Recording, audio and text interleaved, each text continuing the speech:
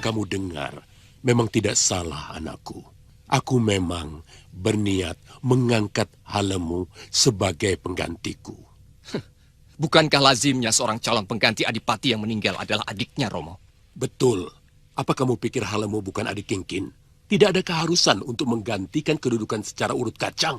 Lanjutan dari kisah sebelumnya, yang mana pada saat itu di Kadipaten Girisadersa sedang ada pembicaraan yang sangat serius antara Adipati Gowinda dengan putranya yang bernama Pangeran Magora. Di saat itu sang Adipati mengatakan kepada Pangeran Magora secara terang-terangan, bahwa Pangeran Halemu adiknya lah yang akan menggantikan posisinya. Lantaran Adipati Gowinda meragukan Magora jika dijadikan seorang pemimpin, karena sikapnya yang masih keras kepala dan suka membuat permusuhan dengan pihak lain yaitu Batik Madrim yang jelas-jelas tidak bersalah sama sekali. Karena memusuhi Malwapati atau Batik Madrim yang dirasa akan sia-sia saja, mengingat Malwapati adalah kerajaan besar yang tidak akan mungkin untuk bisa dikalahkan.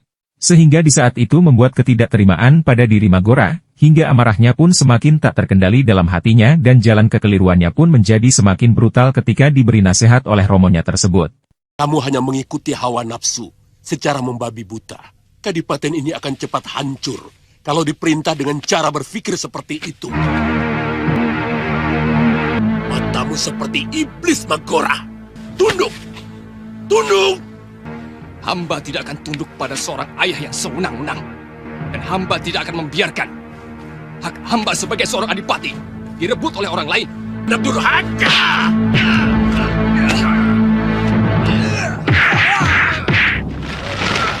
Pada akhirnya tindak kriminal kelakuan durhaka pun terjadi di sini. Mendengar penuturan Adipati Gowinda, Pangeran Magora pun marah besar karena ia merasa tidak dianggap oleh ayahnya karena lebih berpihak kepada Pangeran Halemu adiknya. Magora pun di saat itu menyerang ayahnya sendiri, dan melesatkan pukulan-pukulan maut hingga ia pun berniat mengakhiri nyawa ayahnya tersebut dengan mencabut keris untuk ditusukkan ke tubuh sang adipati. Namun sebelum tewas sang adipati pun menyuruh istrinya untuk segera kabur dan membawa pergi anak bungsunya yaitu Pangeran Halemu agar bersembunyi mencari tempat yang aman di saat itu juga.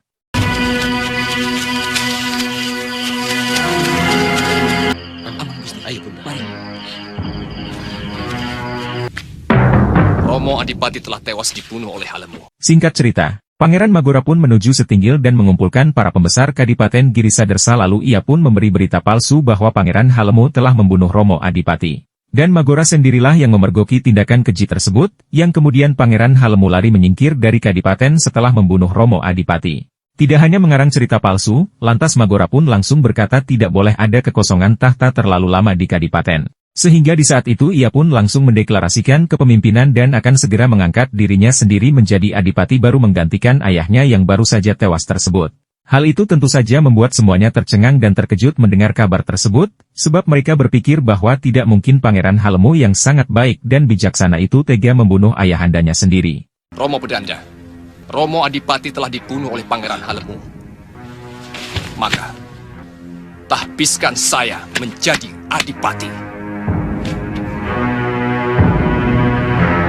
Akhirnya Pangeran Halemu yang sedang melarikan diri dari Kadipaten Girisadersa pun kini telah bersembunyi di sebuah gua rahasia di kawasan hutan perbatasan. Ia pun kemudian menyuruh pengawalnya untuk kembali ke Kadipaten mencari informasi dan mengumpulkan para pembesar serta prajurit yang masih setia kepada sang pangeran. Kanda Magora pasti akan mengangkat dirinya sebagai adipati. Paman tolong cari tahu siapa-siapa pejabat yang masih setia kepada kamu. Baik, Pangeran. Sementara di Kadipaten Girisadersa, terlihat di saat itu sedang melakukan upacara pembakaran jasad Adipati Gowinda yang telah tewas. Semua yang ada di sana pun tampak sedih dan terpukul, tangis pun tak dapat dibendung kecuali hanya Pangeran Magora yang di saat itu malah merasa senang sebab ia kini mampu menjadi seorang adipati dalam waktu singkat saja tanpa harus bersusah payah. Dan terlihat di sana juga hadirnya Mahaguru Padepokan Kepinis Putih yaitu Empu Ayusa yang juga terpukul dan turut berduka cita atas kematian pimpinan negeri tersebut dengan secara tidak wajar.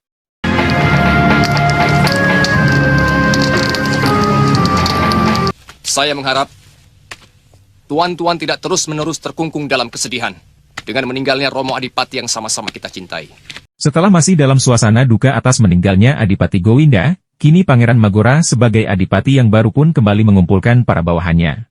Dan terlihat ia berpidato seolah-olah sangat berwibawa dan rendah diri, akan tetapi di balik tipu muslihatnya itu ternyata ia memiliki tujuan licik kembali yaitu memecat 3 orang lama di sana.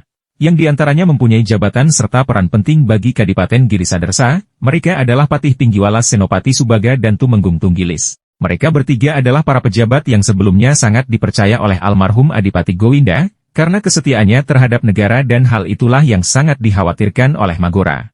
Sehingga di saat itu Magora pun akan berniat menyingkirkan ketiganya secara halus, supaya ia lebih leluasa dalam berkuasa dengan orang baru yang akan ditunjuk dalam menggantikan mereka bertiga. Ketiga beliau ini, saya berikan kesempatan untuk menikmati masa istirahatnya. Karena telah bertahun-tahun mengabdi di Kadipaten ini. Oh iya, sebagai pengganti mereka, saya akan tunjuk Paramagarjita sebagai Mahapati. Kusyala sebagai Tumenggung. Dan Jatipurna sebagai Senopati. Akhirnya keputusan yang sangat tidak masuk akal pun dilakukan oleh Magora, karena yang ditunjuknya sebagai pengganti orang-orang lama tersebut ternyata adalah para penjahat Kadipaten. Mereka semua sering melindungi para Bromocorah dalam menjalankan aksinya di Girisadersa. Jalan kekeliruan Magora pun kini benar-benar telah melampau batas, di mana hatinya sudah terlanjur sesat yang pastinya akan menyengsarakan para rakyat dan tak dapat dibayangkan apa jadinya jika Kadipaten Girisadersa dipimpin oleh para gedibal-gedibal berandalan yang berjiwa perampok seperti itu. Sekali lagi saya ulangi, siapa saja yang berani menentang mereka, berarti menentangku. Mengerti? Mengerti. Saya sama sekali tidak percaya bahwa Pangeran Halemu tega membunuh Gusti Adipati. Sama sekali tidak ada alasan beliau melakukan perbuatan terkutuk itu. Yang lebih masuk akal, semua ini dilakukan oleh Pangeran Magora. Sementara di Padepokan Kepinis Putih, terlihat tampak Empu Ayusa, Empu Gangsa dan Ratri serta Suliwa pun sedang membicarakan tentang semua keanehan yang terjadi di Kadipaten Girisadersa. Lantas Empu Ayusa berpikir bahwa pelaku pembunuhan terhadap Adipati Gowinda adalah Pangeran Magora sendiri demi mendapatkan tahtanya tersebut.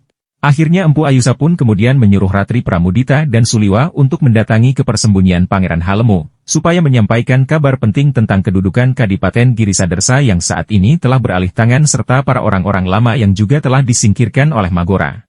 Akhirnya di keesokan harinya, Ratri dan Suliwa pun pergi ke goa tempat persembunyian Pangeran Halemu dan ibunya. Kemudian mereka pun langsung menceritakan keadaan Kadipaten Girisadersa yang saat ini tengah kacau balau.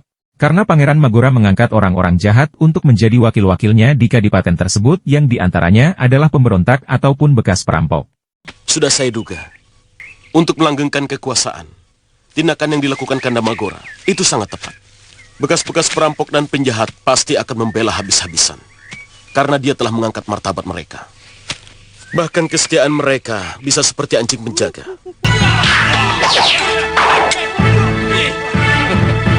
Prajurit, ikat dia! Buktikan bahwa aku mengadakan hubungan dengan Pangeran Halemu. Cara-cara seperti ini tidak berlaku di negeri yang beradab, Garjita. Tuan yang harus membuktikan bahwa Tuan tidak pernah berhubungan dengan Pangeran Halemu. Sementara di Kadipaten Girisadersa, terlihat para pembesar kerajaan yang telah dilengserkan masih dianggap berbahaya oleh Pangeran Magora karena tidak berpihak padanya. Akhirnya bekas Patih Senopati dan Tumenggung itu pun difitnah dengan tuduhan telah melakukan persekongkolan bersama Pangeran Halemu untuk membunuh Adipati Gowinda. Mereka semua pun ditangkap dan dipasung yang kemudian dibawa ke halaman Kadipaten untuk diadili. Pangeran Magora pun mengumpulkan saksi-saksi palsu untuk membuktikan kebenaran tuduhannya pada para pembesar tersebut, guna melancarkan muslihatnya menghabisi mereka bertiga yang dianggapnya menjadi batu sandungan bagi Magora untuk berkuasa di Girisadersa. Orang-orang ini telah dituduh melakukan kerjasama, membunuh mendiang Romo Adipati, melawan pemerintah. Maka mereka harus menerima hukuman yang setimpal. Penjahat-penjahat ini tidak bisa mungkir lagi. Perbuatan mereka sangat keji. Karena berniat menghancurkan pemerintahan yang sah. Mereka mau membunuhku. Sebagaimana mereka telah membunuh Romo Adipati dengan sangat keji. Dengan terpaksa. Mereka harus dihukum. Ketika hukuman pancung akan segera dilaksanakan, tiba-tiba datanglah Empu Ayusa dan Empu Gangsa yang langsung menyelamatkan orang-orang yang tidak bersalah tersebut. Akhirnya Pangeran Magora pun tidak mampu berbuat apa-apa, nyalinya pun menciut seketika sebab yang dihadapinya adalah mahaguru perguruannya sendiri dan ia pun hanya bisa memerintahkan para prajuritnya saja untuk maju.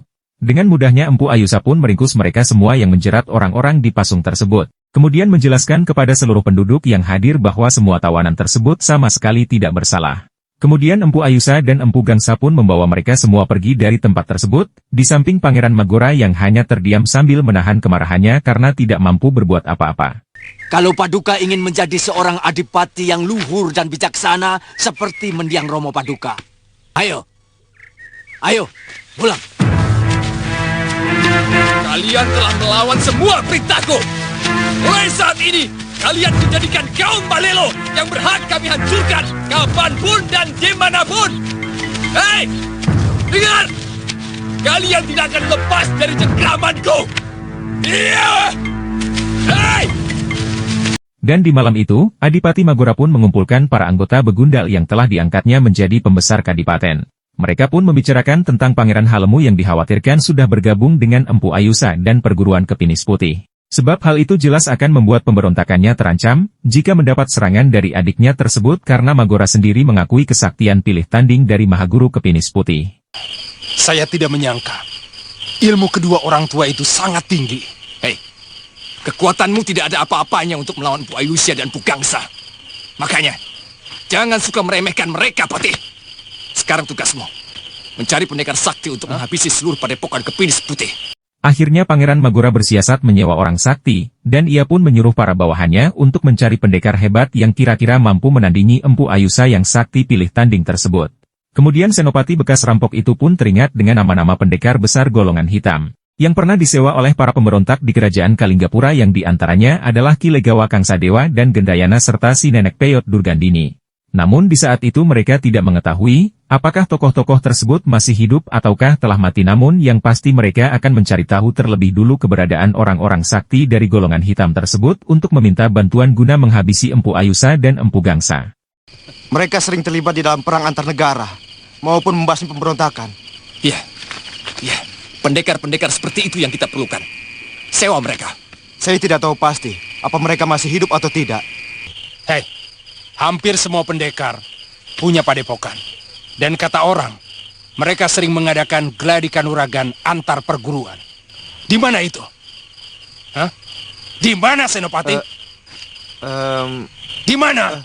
Ampun, Gusti. Hamba pernah melihat Empu Gangsa menerima surat undangan dari sebuah padepokan untuk mengikuti gladi kanuragan.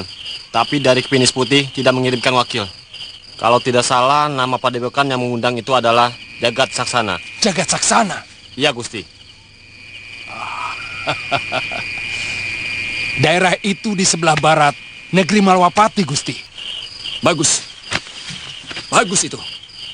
Lakukan secepatnya dan cari alamat mereka. Aku akan menyediakan semua emas yang dimiliki Kadipaten Girisa Dersya untuk membayar mereka. Dan di keesokan harinya, Patih dan Senopati suruhan Adipati Magora pun langsung meluncur menuju padepokan Jagat Saksana memutuskan untuk meminta bantuan pada guru besar padepokan tersebut. Karena kemungkinan hanya guru besar Jagat Saksanalah yang mampu untuk menandingi ilmu Empu Ayusa dan mereka juga akan menanyakan tentang pendekar-pendekar hebat yang dulu disewa di Kalinggapura. Setelah sampai di dalam padepokan, mereka pun bertemu dengan pimpinan perguruan yang di saat itu telah diambil alih oleh Sudawirat setelah beberapa waktu yang lalu ia berhasil merebut dan membunuh Empu Krodanala sebagai guru terakhir yang asli dari perguruan tersebut. Hei, ada urusan apa kalian menemui aku? Kami diutus Adipati Magora dari Girisa Dersya. Gusti Adipati menghendaki bantuan dari para pendekar, seperti Ki Legawa, Kangsadewa, dan Gendrayana. Mereka sudah lama tewas di tangan Angling Dharma dan Patikmati. Cuma, akulah satu-satunya yang masih bertahan hidup. Juga guruku Durgandini. Tapi, entah di mana dia sekarang. Tuan kenal mereka semua? Oh, tentu. Semua pendekar yang Tuan sebutkan tadi pernah menjadi guruku. Hah, ini penting. Berapa majikanmu akan membayar kami? Tergantung. Seberapa cepat Tuan bisa menghancurkan para pemberontak itu. Hei, aku bicara tentang harga. Tapi jawaban Tuan terkesan meragukan kekuatan kami. Ya!